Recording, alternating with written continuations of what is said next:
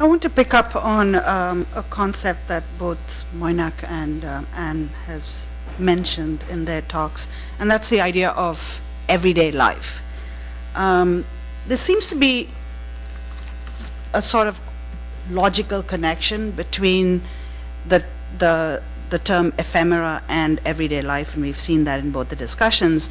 And I think part of it comes from the disinterested idea about ephemera, that in some way ephemera, even if it's organized by a kind of discourse, whether it's in case of Moinak's case, labor or sexuality, or in terms of the Chow Center, whether it's geography or ethnicity, that there is still within that a notion of randomness, that we are collecting something that was not meant to be collected, that was not meant to be preserved, and therefore it's outside the purview of something like the official archive. It's not connected to state power. It is something that only momentarily resists temporality, and in that sense, it is in the space of the common people, which is where the official archive is supposed to end up, that it becomes common knowledge or part of the community. So I think there is a certain kind of connection that becomes organically available between ephemera and everyday life. So I was thinking about everyday life because it's a concept I haven't thought about, and I want to keep the idea of the everyday life and ephemera being in some sense disinterested, as opposed to what we know to be the interested archive, which is the official one. Certain documents are preserved, or the political archives, which are organized for particular ends toward justice, or the one that I want to talk about, the one relating to the Bhopal disaster. So let's think about the concept of everyday life. This is a concept that has exercised a long line of sociologists and cultural theorists, from Georg Simmel and Walter Benjamin to Agnes Heller, Pierre Bourdieu, and Michel de Certeau. And in their work taken together, certain general concerns are visible, that they're about everyday life is about the investigation of life of the people that is outside the purview of the state and institutions. It is about the affirmative production of culture at the micro level and the lives of ordinary people as they unfold in the mundane and banal routines of living. But in the work of a theorist like de Certeau, we also sense the political and critical charge animating the project. For him, the fundamental questions are these: how do people resist power in their everyday life? How can we, in societies driven by commodity and consumption, by getting and spending, think of the consumer as more than a passive recipient, one who simply consumes goods? How might the consumer also be someone who actively produces tactics, this is a term that he uses, and resorts to ruses in the mundane and everyday? Of the many examples that pepper de Certeau's 1984 work, The Practice of Everyday Life, there's one that is particularly compelling and I think in some sense challenging for ephemera. And this is the example of the housewife in the supermarket. And I'm going to quote this section from his book. "The weak must continually turn to their own ends, forces alien to them. This is achieved in the propitious moments when they are able to combine heterogeneous elements. Thus, in the supermarket, the housewife confronts heterogeneous and mobile data, what she has in her refrigerator, the tastes and appetites and moods of her guests, the best buys, and their possible combinations with what she already has on hand at home, etc. The intellectual synthesis of these given elements takes the form, however, not of a discourse." So he's separating this idea of this tactic from something that we've talked about as the organizing discourse of ephemera, but of the decision itself, the act, and the manner in which the opportunity is seized. De Certeau's assertion is that shopping, like other everyday practices, and he also lists talking, reading, moving about, cooking, are tactical in character, that they are ways of operating that demonstrate victories of the weak over the strong, clever tricks, knowing how to get away with things, ruses, again that term, maneuvers, playful discoveries, and so on. Unlike tactics, strategies, on the other hand, involve more, quote, objective calculations that often conceal their connection with the power that sustains them from within the strongholds of their own proper place or institution. What is compelling about this articulation of tactic in De Soto is that it also borrows from the discipline of rhetoric, using the notion of trope or turns of language to think about language becoming both site and object, enacting manipulations that change by, quote, seducing, persuading, making use of the will of another, the audience, unquote. As site and object, language is tactic, and as it relates to manipulation or changing its audience, it becomes strategy.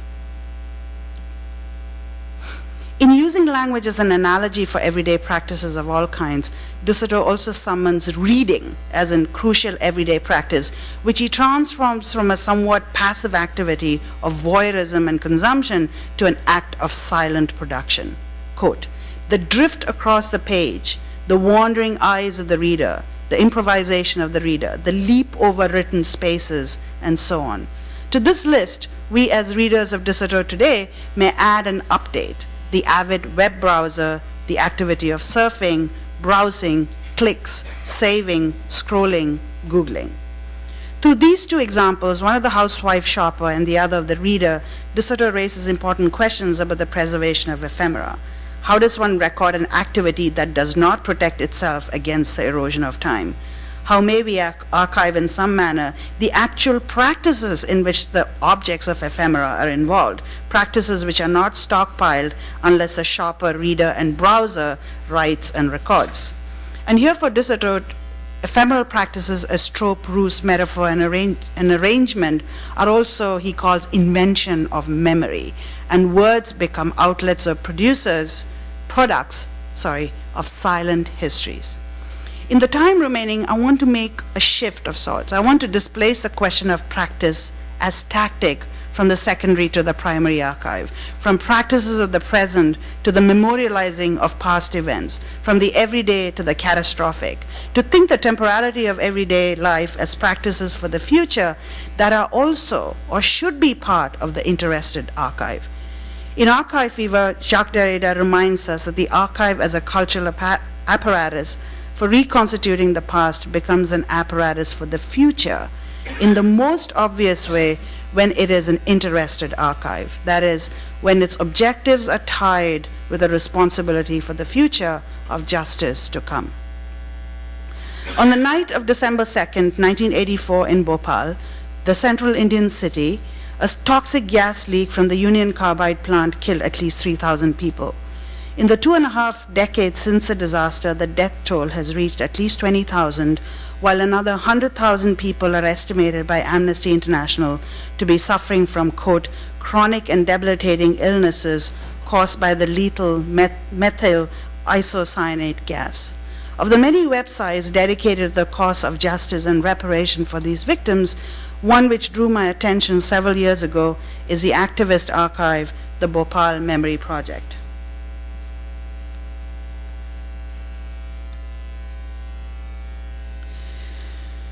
The Bhopal,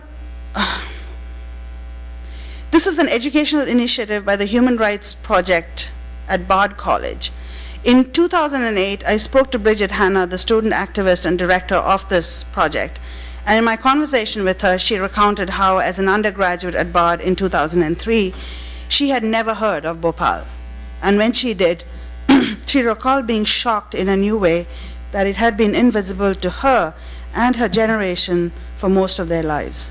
She also recounted the many trips she made to Bhopal, subsequently to volunteer with the health clinics, working with poison victims, and to also bring back documents to digitize and add to the memory project.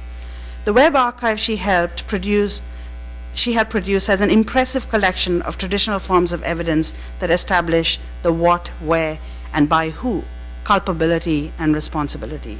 There are documents and surveys about plant history and safety, internal inspection reports, data about survivors, illnesses, medical reports. There's all the stuff that you would think is very much part of the official documents, the stuff that establish truth. But the website also includes the non-traditional documents like photographs of demonstrations, eyewitness accounts, oral narratives from victims, and plays, poems, and fictions. This collection of texts attempts to establish a very specific temporality, a recording of a tragedy that is not ended. The homepage speaks about the objectives of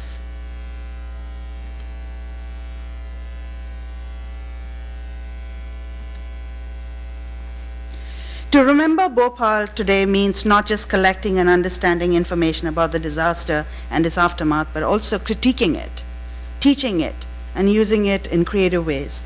The way that we remember Bhopal should be different.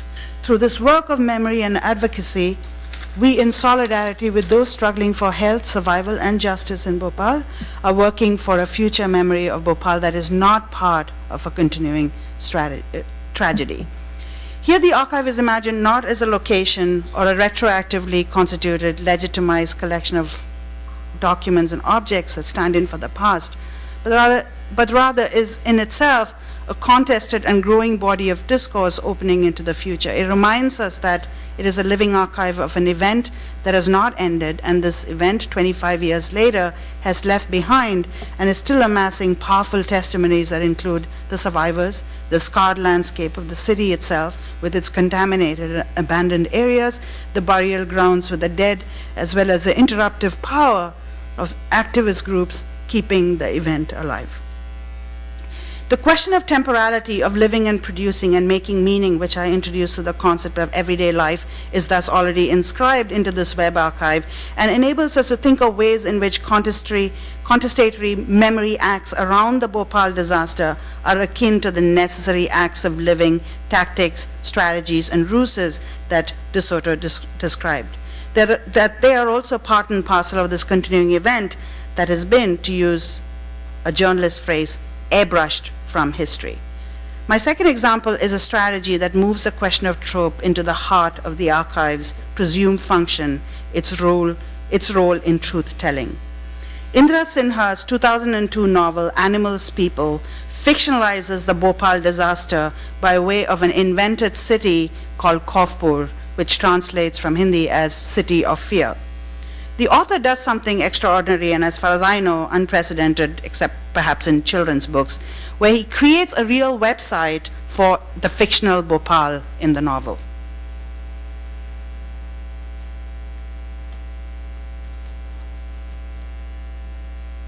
The editorial note at the beginning of the novel ends with the instruction, information about the city of Kaufpur can be found at www.kaufpur.com. When the reader moves from the novel to electronic form, that is from the novel to the website, we understand the function of this prosthetic device. As we scroll through it, clicking links, the glaring omission of what has happened in Bhopal confronts us. Here life goes on. Everyday life is pursued with deliberate denial. Small business owners invite customers and capital. Website links advertise all kinds of things and services, but the great night of terror in 1984 is missing as historical referent. Kaufpur is in denial.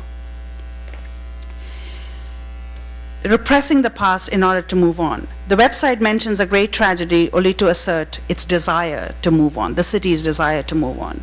As globalizing India enacts structural reforms to welcome international capital, and with it the possible return of Dow Chemicals, which bought the Chapter 11 Union Carbide in 2001, the Kaufpur website confronts us with the possibility that the truth deposited in the Bhopal Memory Project is being swept aside by neoliberal agendas on both sides, multinational capital on one side and the Indian government on the other. Here, fabrication, a fake website, restores the function of truth-telling. And here is a quote from the website that actually, enacts that kind of neoliberal language.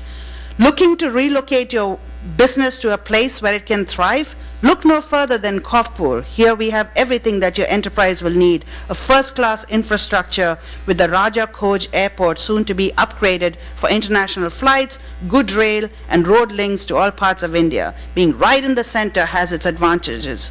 Plus, the city boasts a highly trained workforce with many institutes and centers of learning producing new talented graduates every year. The only sign that of the disaster is if you go to the classifieds.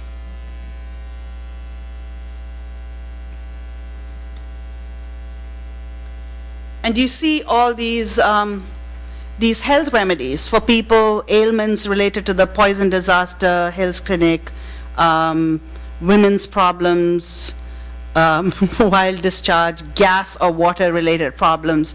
This is the only indication that there are human beings, hundreds and thousands of them, suffering in the imaginary Khochpur. So it's a very, very interestingly kind of done section. All right. My last example is of the Yes Men, a cultural jamming activist duo and network of supporters who, through actions of tactical media, operate under the mission statement of telling the truth and exposing lies. Most famously through the impersonation of corporate figures and the fabrication of corporate websites, including one belonging to Dow Chemicals. Here in this clip, we see one of their performances. On December 3rd, 2004, on the 20th anniversary of the Bhopal disaster, impersonating a Dow Chemicals spokesman on BBC, Jude Finisterra promises a huge compensation for the thousands of victims of the Bhopal disaster. And this is amazing because BBC was completely taken.